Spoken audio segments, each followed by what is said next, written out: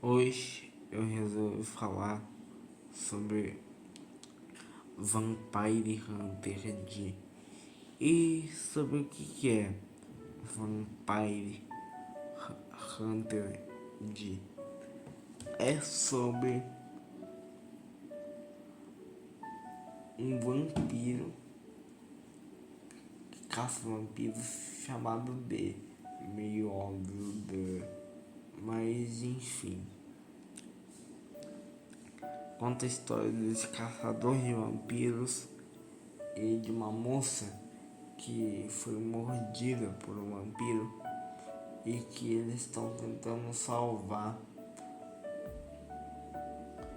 E o único jeito de salvar ela mais facilmente seria ali matando o vampiro e tudo mais.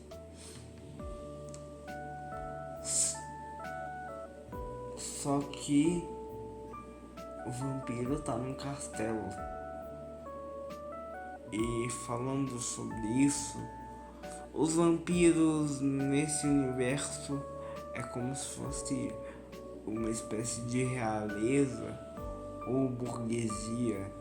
Eles são os ricaços e respeitados da cidade. Apesar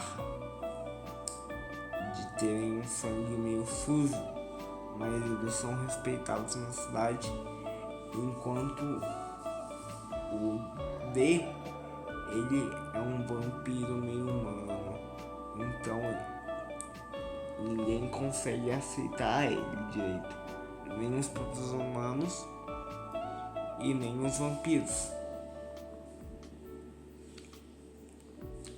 Só que ele vai lá, ele é todo caladão ali e ele aceita esse trabalho, né? E ele fala com uma menina: me passa as localizações de onde ele tá. Passa onde ele tá morando, o que você quer. E ela passa essas localizações. Ele tenta enfrentar o vampiro depois de um tempo. Só que antes disso, ele conhece a irmã, o irmão dessa menina, na verdade. E ele fala: salve ela, salve a Doris, se eu não me engano, tudo mais. E o Di ensina uma lição valiosa, tá falando valiosa, para esse garoto. Ele fala que ele não pode chorar em momentos difíceis, e sim apoiar ela, porque desse jeito ele vai crescer um homem forte.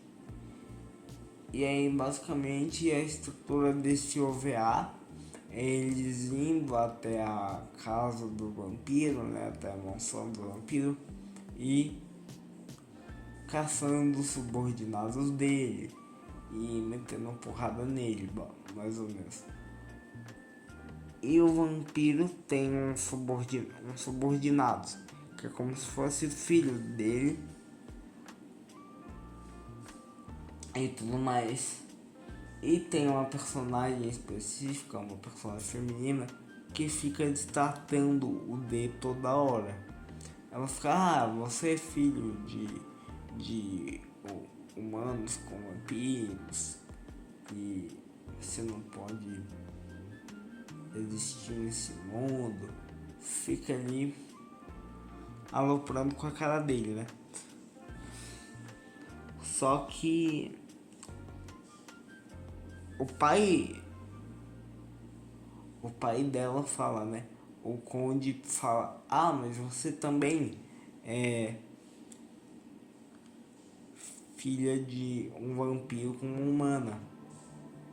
E ela fica se perguntando: ué, como assim? Aí ele começa a explicar que a vida para os vampiros é muito curta. Não, na real é o contrário, é muito longa. Então, por ser muito longa, eles passam lá uns 10, 50 anos, como é muito longa, se divertindo com as mulheres humanas. E vocês já devem estar percebendo qual que é o tipo de diversão deles, né? Mas enfim, ela fica chocada por isso. Só que depois ela pega empatia pelo grupo principal.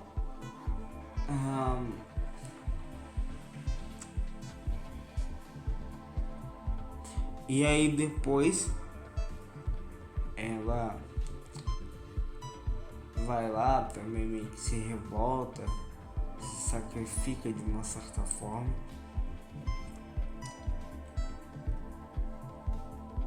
E depois de um tempo, a maldição é quebrada, né? Eles conseguem derrotar o Conde numa cena épica de briga.